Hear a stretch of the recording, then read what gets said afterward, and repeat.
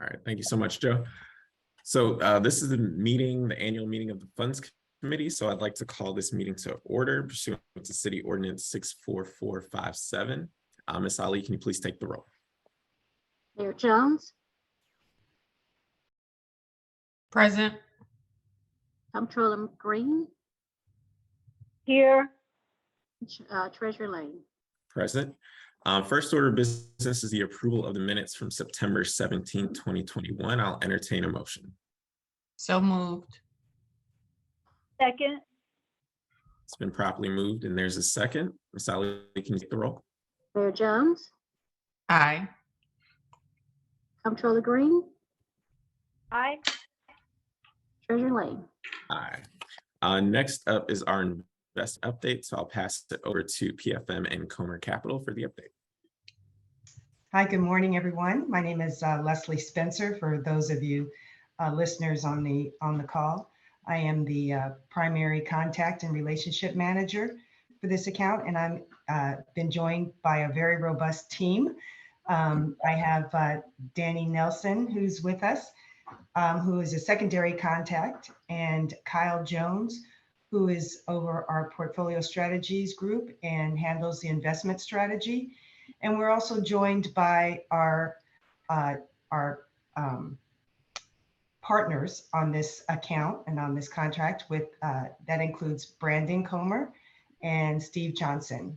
Hi, everyone. It's good to see you, Treasurer and Mayor and Comptroller Green. I wish it was in person, but you know, we got to just keep going here. So we have a presentation, and I don't know who's the keeper of that on your end, Treasurer Lane. Should be good to go. I'm good to share now.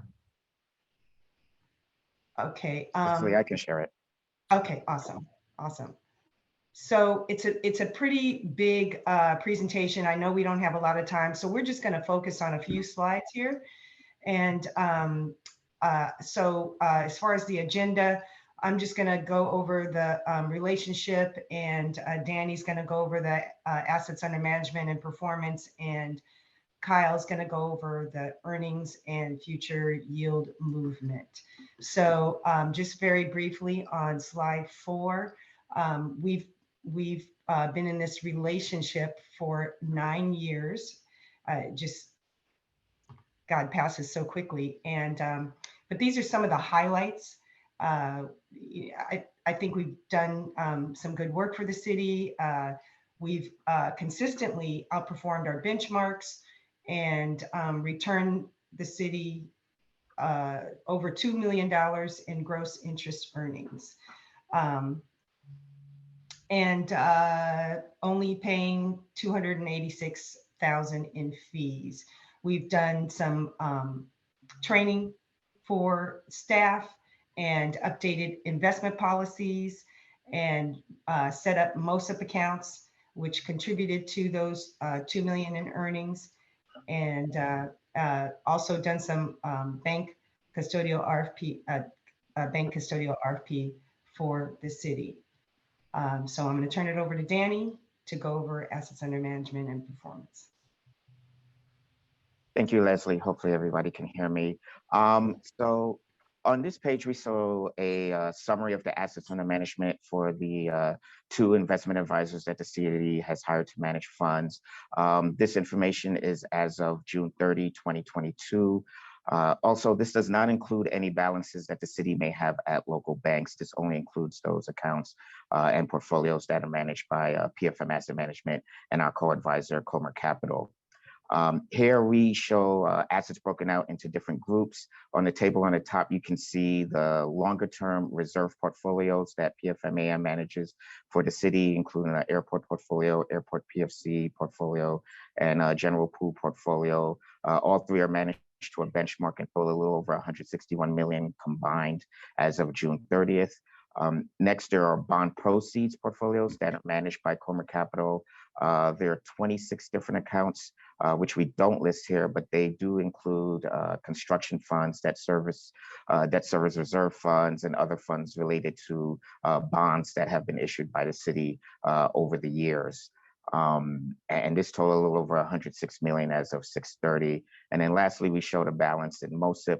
MOSIP stands for the Missouri Securities Investment Program. That's a local government investment pool specific to Missouri public entities, and is very similar to what you would think of as a money market fund.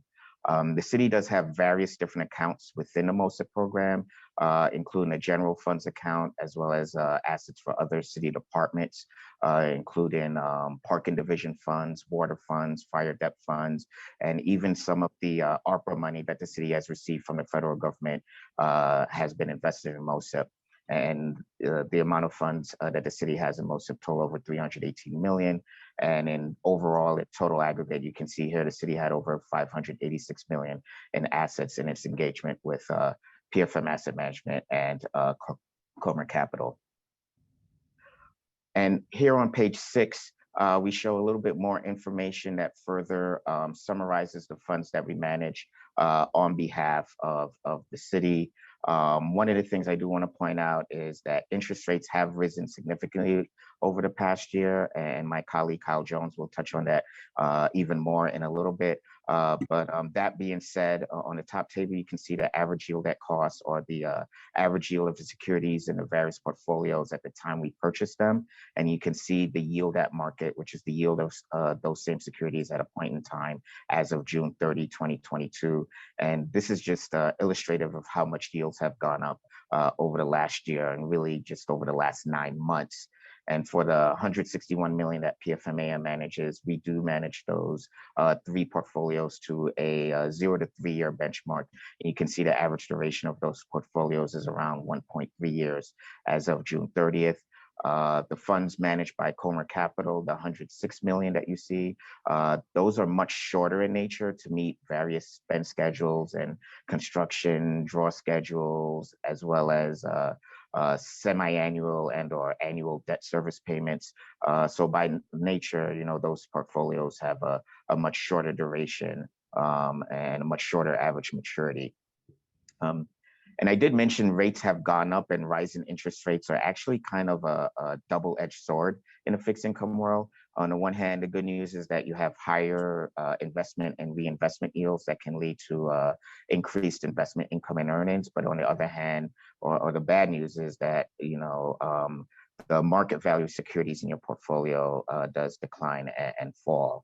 And there is an inverse relationship between the market values and the interest rate movements. And in this case, as interest rates rise, the market value of the investments that you hold are decreasing, which leads to a depreciation of the value of securities and leads to negative periods of total return when you mark to market over a period of time, whether it's quarter over quarter or year over year. And that's what we're showing here on the bottom table in terms of negative performance of the 3 PFMAM managed portfolios, and also the benchmark for the previous quarter, the second quarter of calendar year 2022, and for the past year.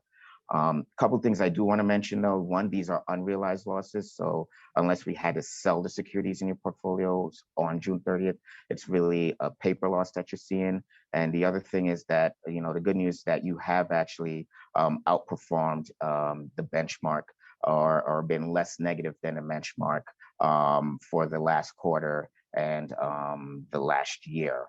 And the last thing I'll state before I turn it over to Kyle is that we do take a long-term view when managing your reserve portfolios. And here you can see that over the past 3 years, 5 years, and since inception of 2013, you do see positive performance and consistent outperformance of the benchmark. We do have more information in this report that shows additional data about your portfolios that we won't go over at this meeting, but you can peruse that at your leisure. And just know that the main objectives listed in the city's investment policy is safety, liquidity, and yield in that particular order. And we'll continue to strive to meet those objectives in the management of your funds.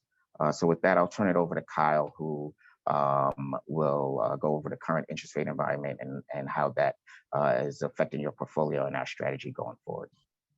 Thanks, Danny. And we'll start with the earnings picture. And I remember when we had this call last year, the funds committee meeting, we were talking about how dire the interest rate environment was and how yields had plummeted because earnings had plummeted because yields had fallen so sharply. And I think I remember saying something like, unfortunately, I think we're going to be in this environment, for a little while. Well, I was wrong, and I'm glad I was wrong, because the name of the game has been inflation. It's impossible to avoid the story that you've seen in inflation, and more importantly, as it relates to the city's portfolio, the reaction from the Federal Reserve as far as increasing rates. So we'll talk about that momentarily, but you do see that trajectory starting to turn around. You see the yielded cost of the portfolio increasing, that yellow line there between last year and this year. And so while earnings were lower than they were last year, that speaks volumes for what you're expecting to see here over the next year or two. So again, happy to report that the expectation is that after a short bout of relatively low yields, we have seen yields gravitate sharply higher. We're seeing on the part of the yield curve that's relevant to the city's portfolio, yields at their highest level than we've seen since 2007. So the idea that yields are gravitating higher, that really speaks volumes for future income, which comes right back to the city's coffers and the projects and the positive budgetary impact that it'll have on the city's portfolio. So that's the story there. I do want to give just a quick economic viewpoint if we're looking on the next slide. And this is hot off the presses from the Fed's FOMC meeting, Federal Open Market Committee meeting on Wednesday of this week. And during this meeting, they provided projections on their views on things like economic growth, inflation, and their views on appropriate monetary policy as it pertains to the Fed funds rate. So if I just look quickly in the upper left-hand corner, and the way we pulled this chart together was to show in the darker color what the projections from the committee were on for this month, and then to compare that to what we saw what their projections were back in June. So just 3 short months prior. And I find that to be a useful exercise because it provides guidance in the direction of the Fed's collective thinking. So for instance, if we look at real GDP in the upper left-hand corner, that's gross domestic product, our primary gauge of economic growth, you can see a significant decline in 2022 expectations for growth. The idea that the adverse impact that inflation is having on the consumer and on economic growth, it's clearly moderating to some extent. You start to hear those questions on whether or not we're going to see a recession here in the next year or so. When you see that moderating growth here, that fuels that discussion. Same thing in those out years. If you look at unemployment rate in the upper right-hand corner, what those projections are, you see the idea that the unemployment rate might increase to some extent. And this is consistent. The Fed has been raising rates aggressively, and they've told us things like the efforts that they're doing to combat inflation, that it's likely to come at the expense of the unemployment rate, that it's likely to bring pain to American households and businesses. So you would naturally expect to see that related or reflected in higher expectations for the unemployment rate, that we would see that number tick up. You see the core PCE, that personal consumption expenditure inflation in the lower left-hand corner. That's the Federal Reserve's primary gauge of inflation. It excludes the volatile elements of food and energy, which I always argue, for those of us sitting on this call, that's what's impacting us the most. When we're filling up our gas tanks and when we're buying groceries to feed our family, we're seeing and we're feeling the price pressures there. They exclude that from their metrics, albeit you can still see the idea that inflation is inflated here above that 2% target that they like to, that they work towards. And they don't think we're going to see that for the next couple of years. And then what does it mean as we're tying back to the portfolio? If you look in the lower right-hand corner, their views on the appropriate monetary policy rate, that Fed funds rate, which is largely, I would argue, that 2-year and under part of the yield curve where the critical mass of the city's dollars are invested. The yield environment there is largely driven by this rate, this Fed funds rate, and expectations for the Fed funds rate over the next couple of years. And as the Fed has risen, we started the year at 0 to 25 basis point range in a zero interest rate environment. and now we're in the low to mid 3% range is where we are now. So in 9 months, or actually 6 months, the Fed has significantly increased its benchmark Fed funds rate and has indicated that a likely 1 to another 1.25% is likely by the end of the year. Having those rates hover in that mid 4% range through much of next year. So that's why we've seen yields gravitate significantly higher. And that's what we're showing on the next slide, which would be my last slide, just to kind of show what this has meant over the past year since the end of this call, or since we had this call last year. On the left-hand side, we're showing the market's expectations for the Fed funds rate. What do we think that's going to look like over the next couple of years? And, we entered this year thinking that, again, the Fed was going to remain relatively tame, that inflation was transitory, and that it would likely naturally dissipate there. So that was a commentary last year that, we're likely to see the earnings, remain relatively subdued here in the near term. And then you can see with the blue line where we are now. Much higher expectations, much higher Fed funds rate. Inflation has been more sustained, more prolonged, and more problematic than many expected coming into the year. And so that's been the impact. So on the right-hand side, you're seeing the current level of yields, highest level that we've seen here over the past year. So since we had this call last year. And Danny alluded to the negative side, the fact that when rates rise, it's inevitable in the fixed income marketplace.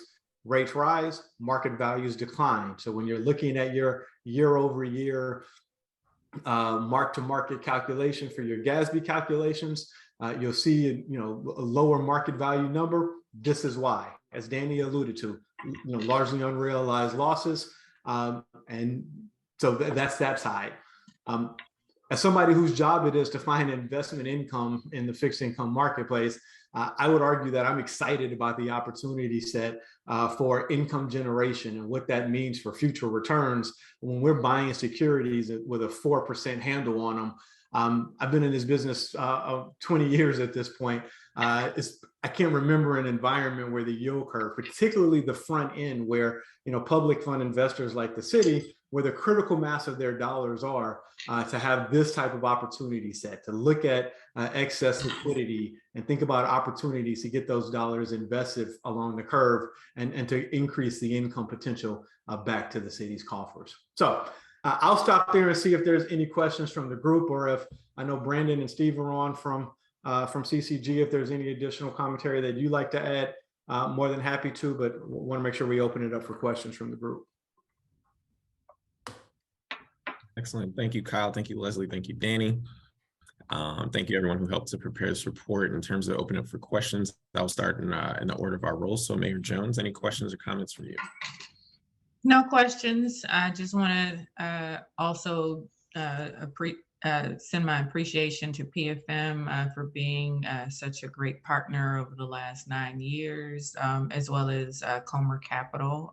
Looks like we're still headed in the right direction, outperforming our benchmarks, which is good news, and especially in this market where it's pretty volatile. Just appreciative of their diligence in preparing this report. Well, thank you, Mayor Jones. Comptroller Green. I too add my appreciation, and I would also say thank you and keep up the good work. Thank you, Comptroller.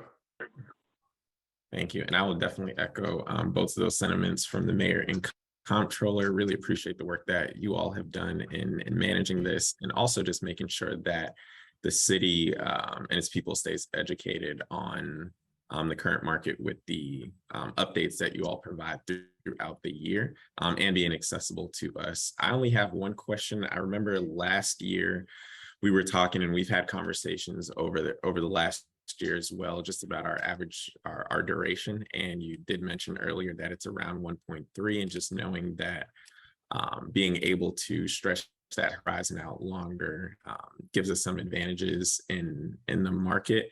Given the current climate, what would be your recommendation moving forward about that and moving forward with that conversation about extending that investment horizon or timeline? Yeah, and I'll take that. A great question. You're right. So the idea of extending the duration. So the city's investment policy would allow you to invest out to 5 years.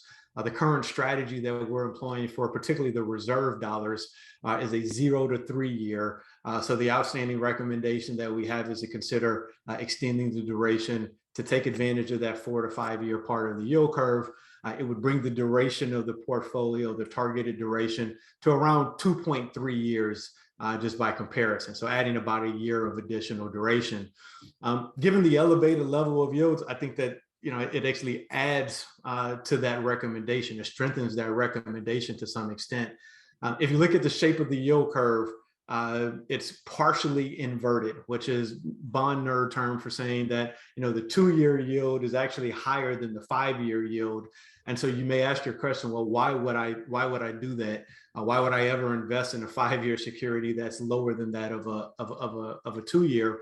And my argument would be that, as Danny alluded to earlier, our objective is to help secure income for the city through market and interest rate cycles.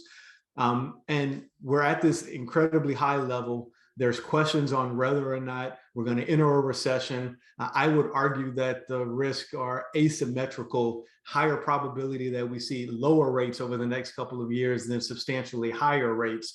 And if that were to occur, you're going to want the income that's generated with even 4 and 5 year securities in this environment. So, we talk about the idea. You saw the earnings chart where you saw rates increase or earnings increase and decline along with the rate environment. And that's going to happen with a longer duration portfolio, particularly if we were extending in this elevated rate environment. It would slow the pace and the magnitude with which you would see earnings decline in the lower parts of the market of the yield environment. So long-winded way of saying, yeah, we continue to think that that's a recommendation that should be strongly considered here, not necessarily because of the current rate of environments, but because of the limited cash flow needs that the city's had out of these portfolios, which I would argue would allow for that extension in duration. Excellent. Thank you, Kyle. And we look forward to moving forward with that. All right. Kyle, do you have control of the presentation? I think Danny does. Yeah. Oh, Danny. All right. So Danny, if you could actually move to page 11, and thank you all again for the presentation. And we'll move on to the next item on the agenda, which is to approve the broker-dealer list. So Danny has pulled that up for everyone viewing to see, but I will entertain a motion to approve the broker-dealer list for fiscal year 23. I have a question before we approve. Have any new broker-dealers been added to the list? Or is this the same list as last year? It is the same list as last year. There's one broker that has been added that's highlighted in blue in the top left, at BGC Financial. And yeah, so that's the only one that's been added. Everyone else was on the list in the prior year. Okay. I move that we approve the broker-dealer list as presented to the Funds Committee. Second. We have a motion and a second. Ms. Sally, can you take the roll? Mayor Jones, Aye. Comptroller Green, Aye. Treasurer Lane. Aye. Okay, so that is approved. Thank you all. I will, Dan, if you want to stop sharing your screen, I will bring up the next presentation. Thank you.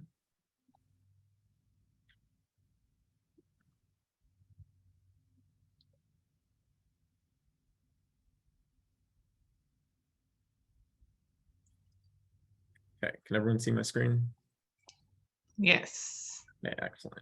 So we are here. One of the things that we're here to do is to approve our city depository. So I do want to welcome our banking institutions in our city depositories and depository applicants who have joined us and are viewing with us. Thank you for all the support and work that you've done over the last year and number of years with the city. So, and thank you for being here. I will go through the report, and I have compiled some numbers, and I'll get into those numbers in a minute. But the HMDA, HMDA, or Home Mortgage Disclosure Act report is a 56-page document, which is available on our website. Yeah, it's available on our website now that everyone has access to. Describes the lending activities and compiles numbers for the lending activities for the any applicants that look to be city depositories. So I want to thank all the banks for providing that data and information. I also want to thank the planning division, particularly Jason Whiteley, who has worked diligently to prepare this for us, as well as my assistant treasurer, Christina Bennett, who took time to go through this multiple times with me and Jason to make sure that everything is accurate and presented in the best way.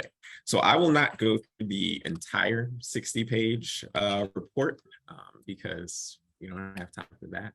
But what I will do, and even if we did, no one would want that. So I have gone through multiple times, pulled out some numbers that I think are going to be key. And I also have something exciting to introduce, which I teased at our meeting last year. So I do have a little bit of agenda. So I'm just going to go over the purpose for everyone of what this report is for and what we do with it. I'm going to go through some of the highlights and some analysis that I've pulled out that I think needs to be focused on. And then I'll introduce the scorecard that I'm excited to present. I know last year I talked about what are some measures that we can put in place to actually measure what we want to see.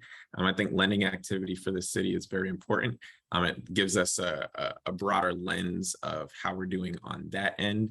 But one of the big things that we are talking about and continue to talk about when it relates to economic justice and moving forward with the city that we know serves everyone is how we can measure the outcomes that we want to see for our city. So I have an introduction of that. And then I also want to give recognition where it's due, just recognize some of our banking institutions that have gone above and beyond with their commitment and specifically outline what that looks like and what that has looked like and what that will look like in the future. And I'll open up to any questions that we have. So like I said, the purpose of this committee is to do a number of things. The second half of this, so we already approved the broker-dealer list, but also to approve the city depositories, the banking institutions that we will work with.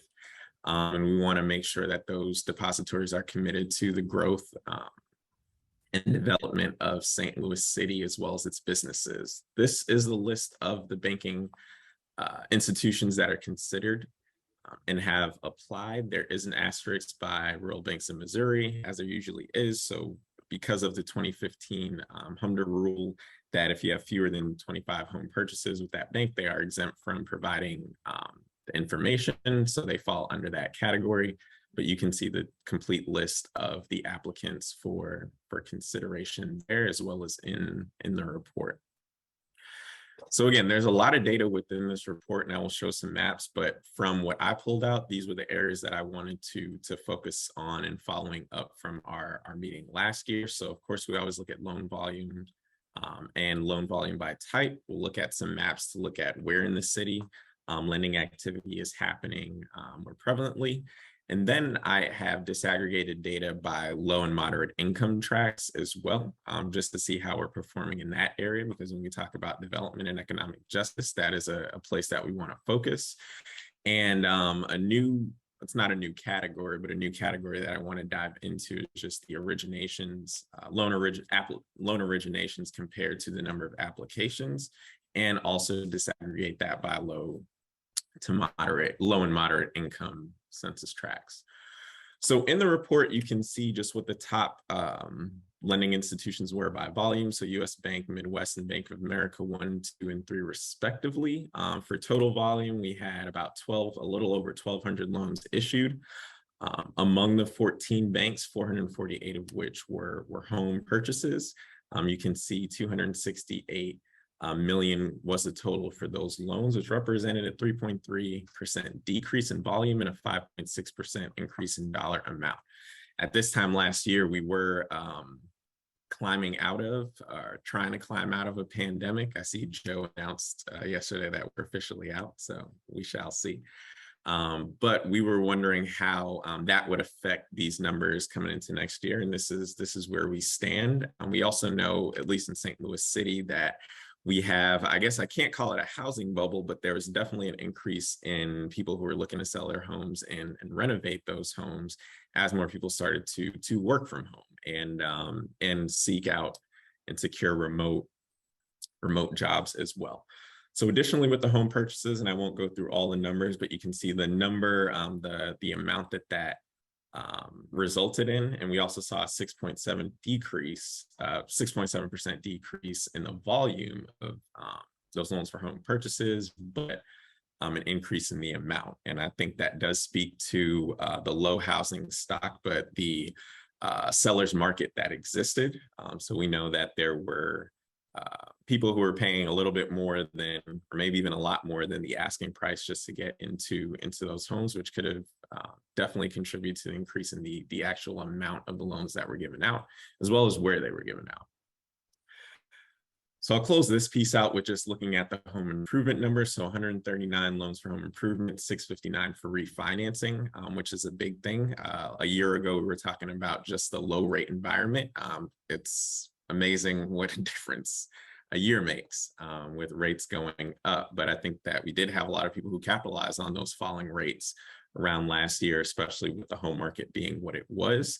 And with those home improvements and people getting those homes ready to sell, we can see that 61.9% increase in the amount that they were paying for that, which also could have been a result of the supply chain issues and the increase in those costs and materials as well. So what I found was an interesting data point was just the loan originations to applications. So what that means for everyone is, you have the applications that people put in, and then of course you have the denials, but those originations come from those approvals. So this is the top 5 list of those who had high percentages of turning those applications into originations. So I just want to celebrate and highlight those banks here. That's Midwest, Busey Bank, Enterprise, Bank and Trust, UMB, and Midland States. In terms of our small business activity, this is a blanket chart, and I'll highlight a few aspects that I thought were important, but this just shows small business activity, and our planning department breaks this down into loan amounts less than 100,000, between 100 and 250,000, and then greater than that amount. So these are mostly just numbers to show that volume and the volume that we were able to do in this city over the last year. US Bank does a lot of volume, as we saw 2 slides over. But I think it's important to note, and why this is important for business owners in St. Louis City, they need to know who they can go to get a specific type of loan. So knowing that, again, US Bank, a majority of the small business loans that they give out are within that less than $100,000 category. Entities or business owners who are looking for loans in that area, they can be able to see, and using this report, we can be able to advocate through our Office of Financial Empowerment of where to best direct them, as well as our Small Business Administration and our friends over at SLDC. Mayor Jones, I did see your hand. Yes. How much of this activity is PPP? I don't know, but I can find out and get that number to you. Right, because I'm wondering if it is because we see a higher number because we still had PPP loans circulating through the economy at that point. Got you. So I don't know if, and I can, and I'll pull up last year's numbers to be able to compare it, but we will get that ask out to our bank so that we can have an updated page to show that. Okay, thanks. Great question.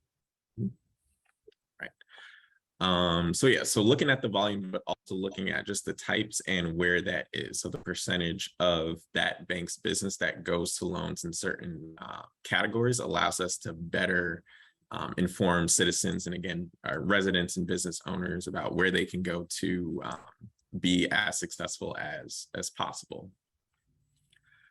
So in terms of the home loans, just wanted to show a little bit of a heat map. So as expected, and I think this looks a little bit better, and the numbers I show will say that for this year compared to last year, understanding we are coming out of a very unique time. Hopefully we don't have any more global pandemics coming up in the near future, but this just kind of shows what that volume looks like in the city of St. Louis. And for those who are unfamiliar with the North-South divide, right in the middle there is where we can see that, of course, there is more volume in South St. Louis, or the southern half of St. Louis, as opposed to the northern half of St. Louis. And this is, again, separated by census tract. Of course, there are more low to moderate income census tracts north of St. Louis than there are south. So this is what the home loan purchase heat map would look like. And this is what the map looks like for home improvement loans. So we can see obviously more of a drop off with that in those home improvement loans north of St. Louis as opposed to south. I might also say that is the same, that this graph right here is also the same area as the low to moderate income census tracts that have been indicated by the federal government as far as like where most of the ARPA money can be spent. Yes. And it's the exact same geography. Absolutely, great point. And then this was interesting to me too when I compared the compared the home improvement numbers to the refinancing. This was also an area of growth for us from last year to this year, that we did have more refinancing loans, which are key north of St. Louis than we had in years past. With those LMI populations, just wanted to highlight a few more numbers. So what I saw was that there were about 984 applications specifically from low and moderate income census tract areas. And that represented about 35% of total loan applications and then 30% of the actual originations. Compare that to the overall origination rate of 44%. Of course, it did trail behind, but not as unfavorably as in previous years. So I'm very happy to see that is a rate that is growing. And then in terms of the rate of just the applicants, 39% of that origination for LMI tract applicants to origination, compared to 48% to middle and upper census tracts. The other thing I wanted to look at, because it's why are we talking about lending data? Why are we talking about this at all? So home ownership is big, and we know for the ability to break cycles of poverty and build generational wealth, home ownership is key. So I also wanted to look at what home ownership looks like per capita, especially in those LMI census tracts. So again, the numbers are up there. There are about 28,000 owner-occupied units in the low and moderate income census tract, which represents about 180,000 residents. So the rate that I calculated was the rate of owner-occupied units to residents in those tracts is about 15%. Comparatively, it's 25% in the upper and high census tracts. So trailing by, again, 10%, and that's what we're trying to do. We're trying to bridge that gap. Now, 25% or a trailing rate of 10% might not seem like much, but also you have to look at the volume and the number of people. If we're looking at 124,000 compared to 180,000, that's a gap of almost 60,000, and 60,000 more people who are at this 10% deficiency. And that is what we are working to strategically improve with our economic justice plans at the city.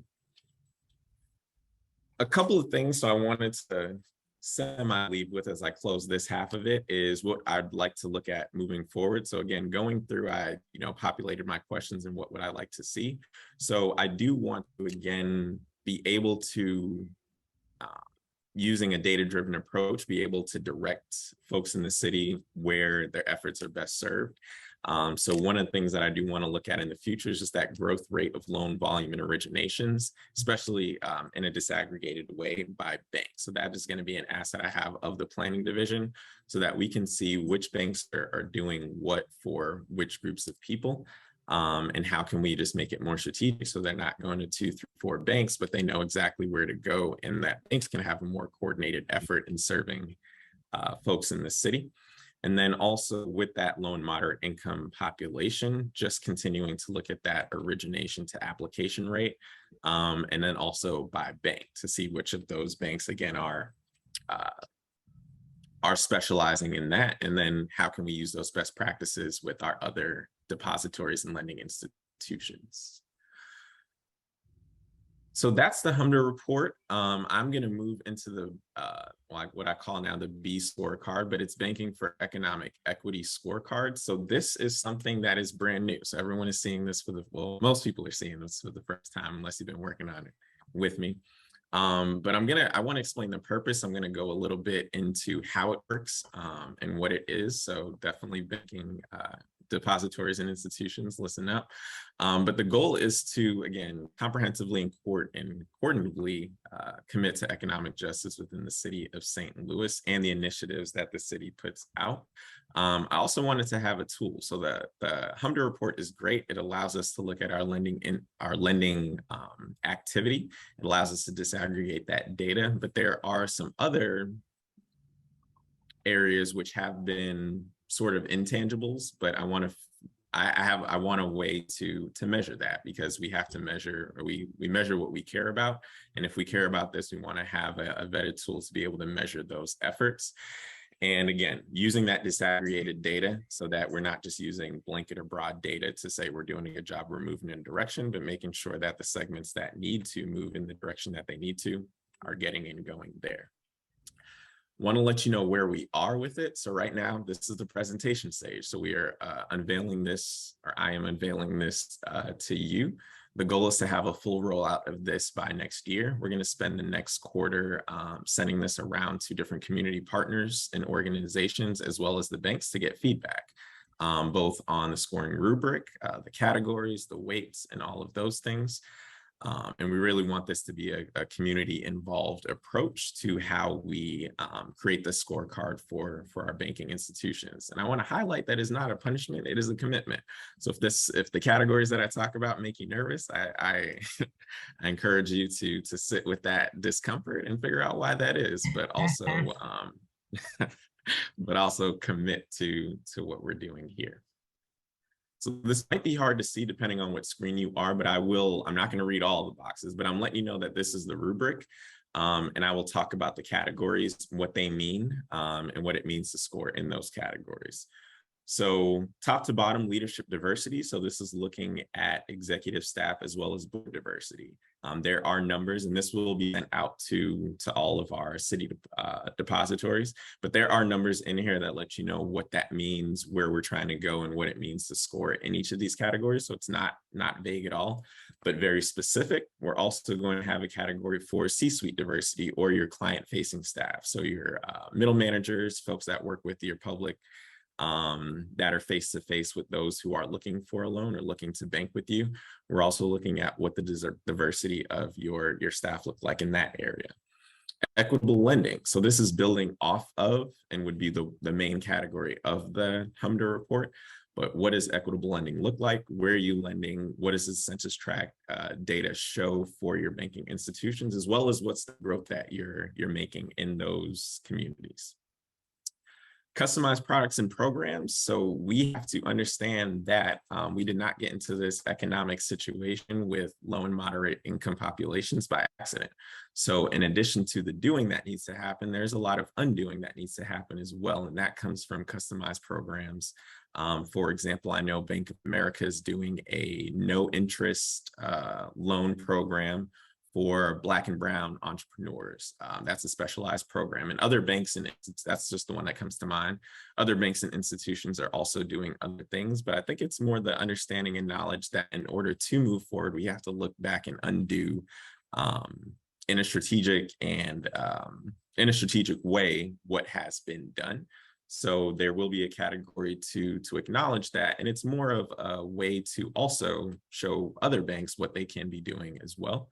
And then the last one is a community-focused empowerment. So what strategic investments are you making in community organizations, community programs within the St. Louis region to really show that commitment and show that you understand that part of your bottom line is also the growth of the communities that you serve.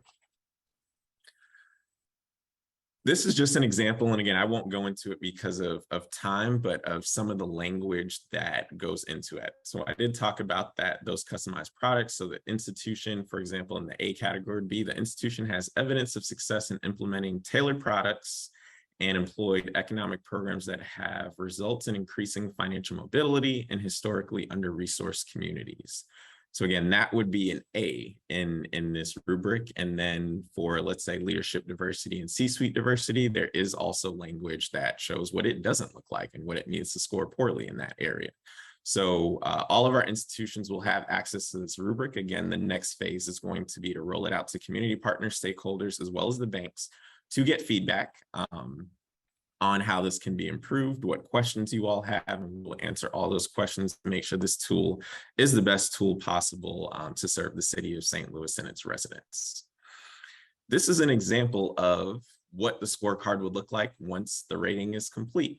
So this is a fictional bank, Gotham National Bank, and what that scorecard will include, it'll show all the categories, it'll show you the rating or grade that you got in that category.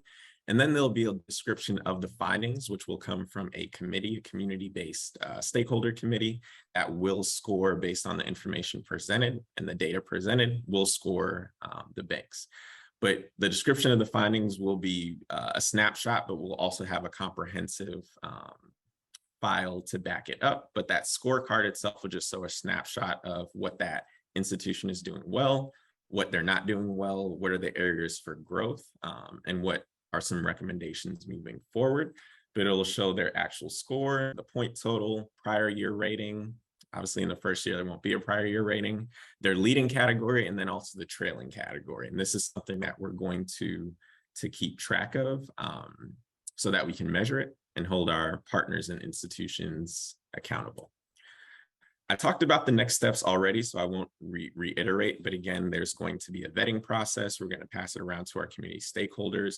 The other thing that we're going to issue is there could be some categories that, again, do make some of our banking institutions nervous there, but we're also going to pass around resources. So organizations, individuals that you can work with to improve those areas, or if you started in those areas of diversity or equitable lending or customized programs and they've halted, we will provide the names of organizations and individuals that can actually help you to develop and grow in those areas, because we always want to make sure if we make an ask that we support it with resources as well.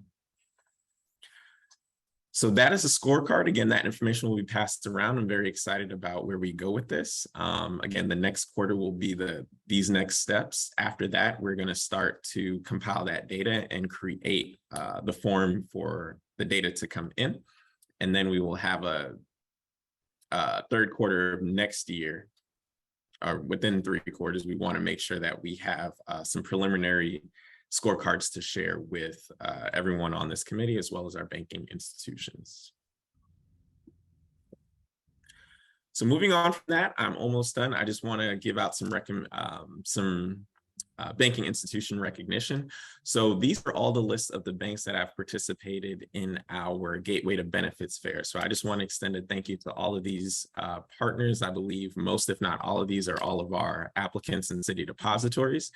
Our Gateway to Benefits Fair is a fair that is held in City Hall, and we've had 2 in the last year. And that fair goes to make sure that employees of the city have, and residents who might be passing through City Hall that day, have access to these banks, are able to look at different products that they might need, answer questions about if they want to pursue a home loan or get a car loan or refinance.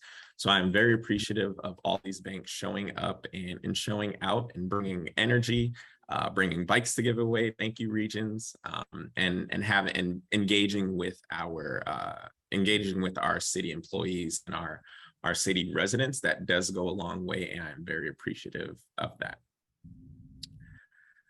I also want to specially recognize these 3 institutions. So Wells Fargo is not one of our depositories, but they're on this list.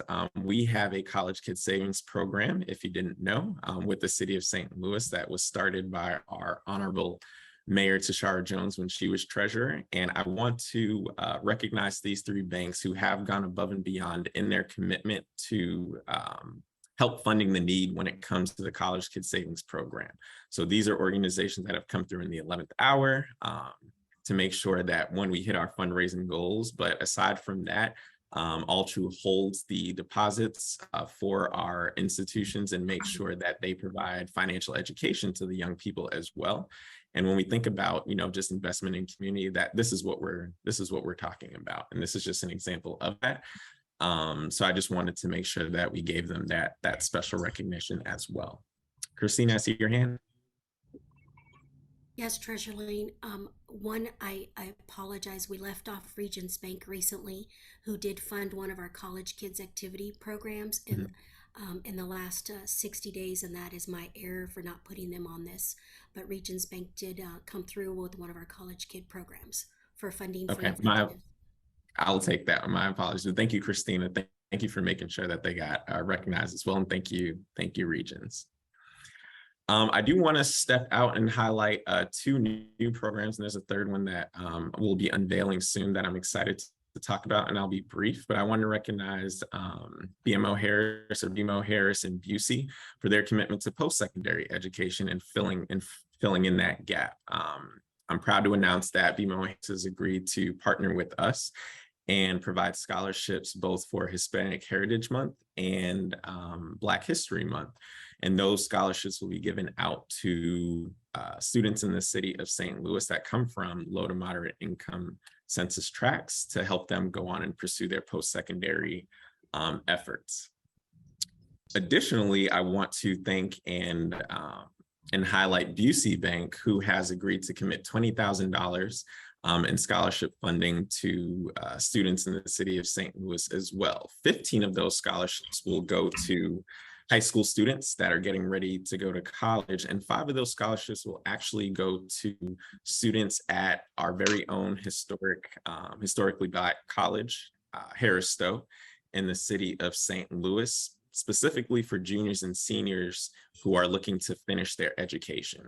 One of the asks that I made of Busey is letting them know that we have a lot of students in the city who we start school, and usually freshman year, there are a lot of scholarships available, but students often fall upon hard times. And our goal is not just to get students to college if they want to go, but we want to make sure that they persist and finish. And this opportunity is going to make sure that our students finish and know that banking institutions in the city and the city of St. Louis cares about its young people. So I'm very happy about that.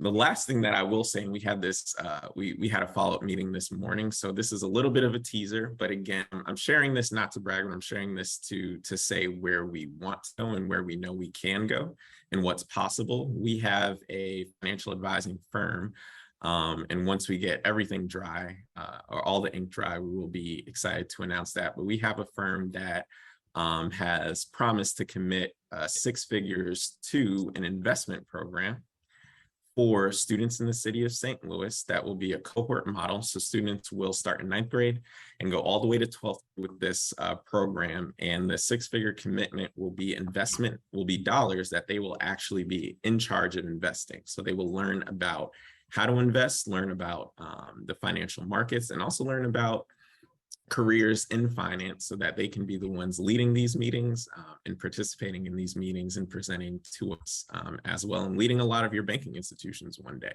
So that is our hope, and we want to start early and we want to build those pipelines. So I'm excited to announce that once the ink is dry. But again, I say this to say we can go a lot of places with our businesses and our institutions in the city to make sure that the future is bright. And that's very important to me. All right, so I will open it up to any questions from the mayor and the comptroller, and then we will move on to our next item.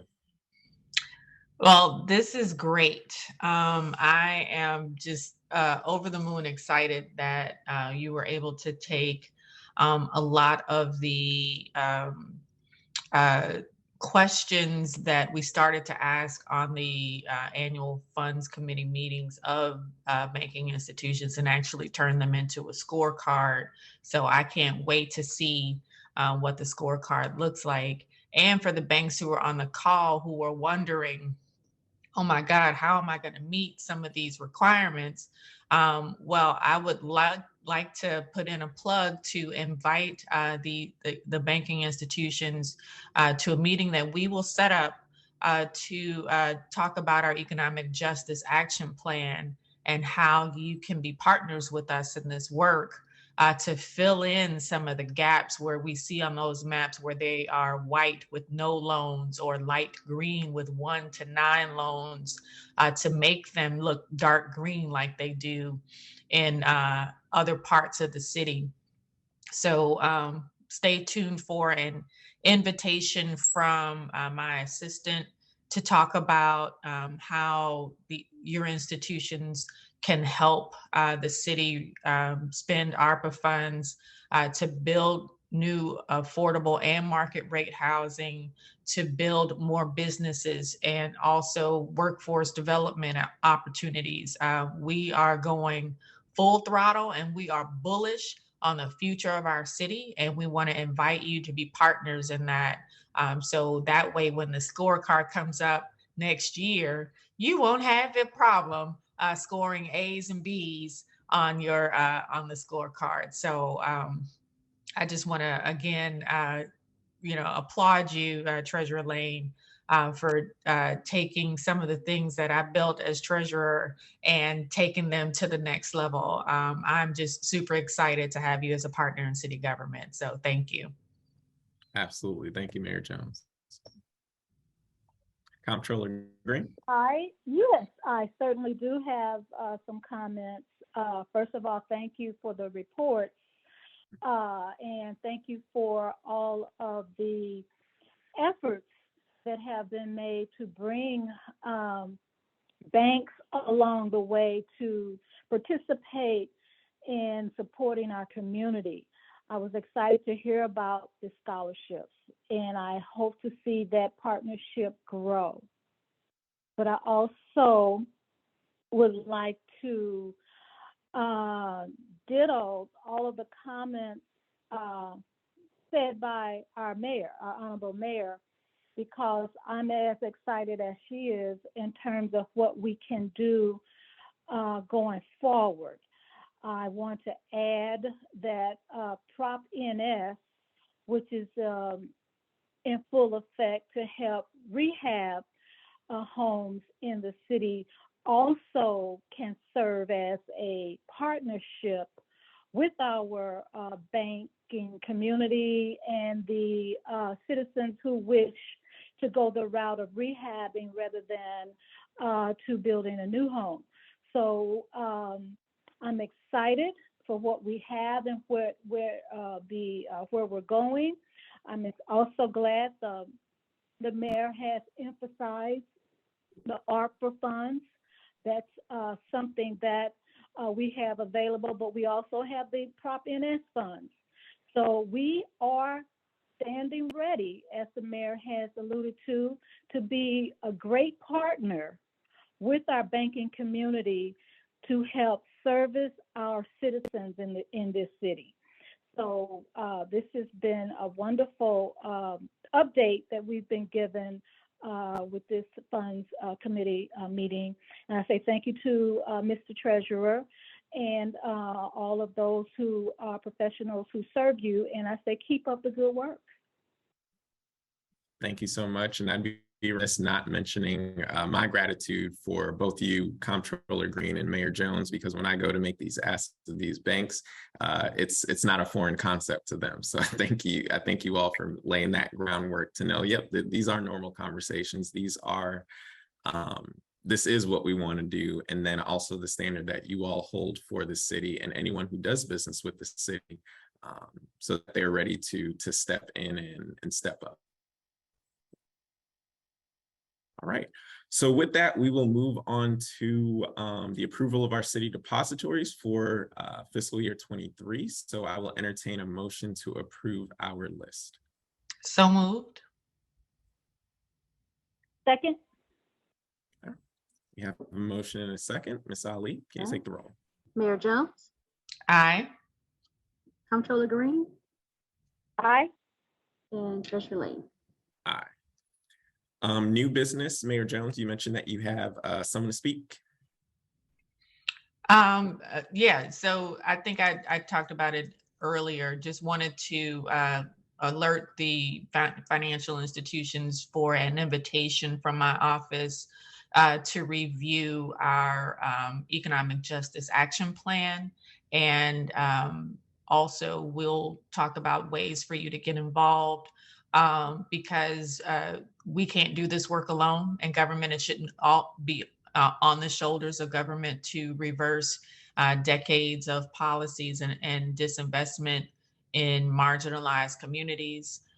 So we look forward to working with you as we deploy ARPA money, as well as the comptroller intimated, Prop NS dollars in the community in the ways that they are supposed to be spent. So we look forward to engaging with you in that work. Thank you, Mayor Jones. All right. Well, that looks like it's all. So I will entertain a motion to adjourn. So moved. Second, It's been moved in second. Ms. Ali. Mayor Jones, Aye. Comptroller Green, aye. Treasurer Lane. Aye. We are adjourned. Thank you, everyone. Thank you. Have a great Thank day. you. Have a great weekend. Take care.